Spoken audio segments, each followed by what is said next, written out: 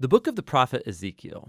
Ezekiel was a priest who had been living in Jerusalem during the first Babylonian attack on the city. And they spared the city, but they took a first wave of Israelite prisoners and hauled them off into exile, and Ezekiel was among them. So the book begins 5 years after all that, and Ezekiel is sitting on the bank of an irrigation canal near his Israelite refugee camp, and it's his 30th birthday, no less, the year that he would have been installed as a priest in Jerusalem. And then all of a sudden, Ezekiel has this vision. He sees a storm cloud approaching, and then inside the cloud are 4 strange creatures that have wings outstretched and touching each other. And these creatures each had 4 faces. And then he saw 4 wheels, one by each creature. And then he saw that the wings of the creatures were supporting this dazzling platform. And then on that platform is a throne. And then sitting on that throne is this human-like creature, glowing and shrouded in fire. And then all of a sudden, Ezekiel realizes what he's seeing. He calls it the appearance of the likeness of the glory of the Lord. It's God riding his royal throne chariot. Now, the word glory, in Hebrew, it's kavod. It means heavy or significant. The biblical authors use this word to describe the physical appearance and manifestation of God's significance when he shows up in person. These images in the vision, they're very similar to what happened when God appeared on Mount Sinai in the book of Exodus. And it's also very similar to the depictions of God's presence over the Ark of the Covenant. And that's actually the most shocking thing about Ezekiel's vision. What is God's glory doing in Babylon? It's supposed to be above the Ark of the Covenant, in the temple in Jerusalem. And so the first section of the book opens to explore that question as Ezekiel begins to accuse Israel of rebellion. So God first speaks to Ezekiel from the throne chariot, and he commissions him as a prophet. Ezekiel is to accuse Israel of breaking their covenant agreement with God in a couple ways. Israel has given their allegiance to other gods and has been worshiping idols, and this has all led to rampant social injustice and violence. And so as a result, God appoints Ezekiel to warn the people. The first Babylonian attack that took Ezekiel into exile is going to be matched by another, and Jerusalem, its temple, all face imminent destruction.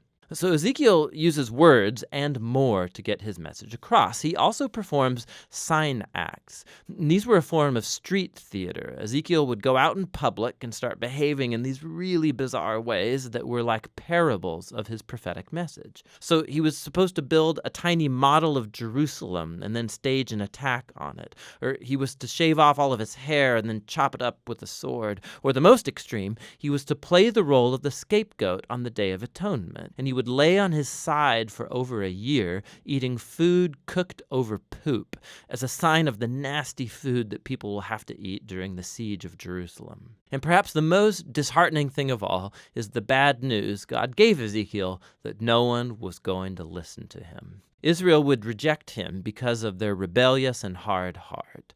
And this recalls Moses' description of the people after the wilderness rebellions, when he predicted that exile would one day happen, and Ezekiel had the unfortunate privilege of seeing it all come to pass.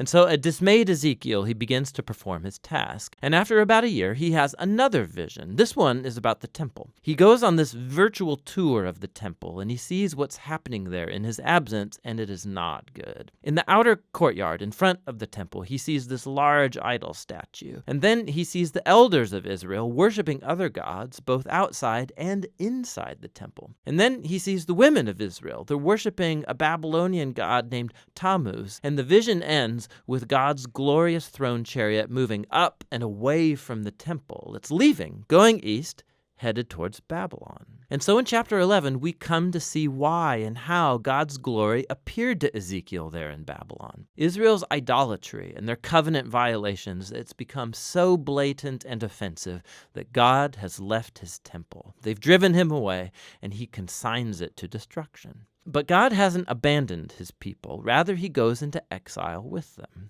And so at the end of this vision in chapter 11, God promises that he will return a remnant of Israel back to the land, and he'll transform them by removing their heart of stone and giving them a new, soft heart of flesh, so that they can love and truly follow their God after all. This is a small glimmer of hope, and it's quickly submerged under the reality of the imminent destruction. But chapter 11, it's a key transition, and it helps us understand how the rest of the book has been designed. So the next 3 sections are all announcements of God's judgment, first on Israel, then on the nations around Israel, and then on Jerusalem itself. But then after that, the hopeful conclusion of chapter 11 gets developed in the final 3 sections of the book. First, hope for Israel, then for the nations, and then for all creation. Chapters 12 through 24 focus on God's judgment coming to Israel. And this is a diverse collection of poems and essays. And here Ezekiel shows his fondness for parable and allegory. So he depicts Israel as a burnt, useless stick, or as a rebellious wife, or as a dangerous, raging lion that gets captured, or as 2 promiscuous sisters. These are all depictions of Israel's senseless rebellion and idolatry that results in their ruin. In this section, Ezekiel also acts like a lawyer. He begins arguing the case that, first of all, Jerusalem's destruction is truly deserved after centuries of covenant violation, and that even if the most righteous people in the world, like Noah or Daniel or Job, were alive and praying for God to spare Israel, God would not accept their prayers. It's far too late. And so God's goodness actually demands that he bring justice on this generation of Israel. The exile has become inevitable. They've reached the point of no return.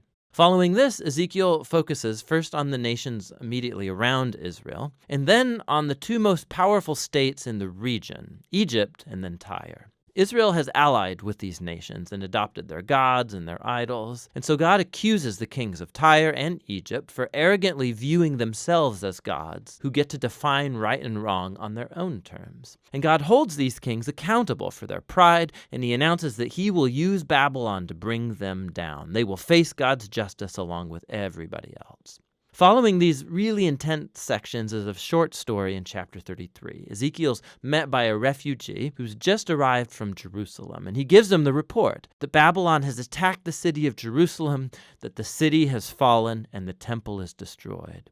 Ezekiel's grim warnings have become a reality. But remember, the end of chapter 11, that's not the end of the story. And so in the next video, we'll explore Ezekiel's profound vision of hope. But for now, that's the first half of the book of Ezekiel.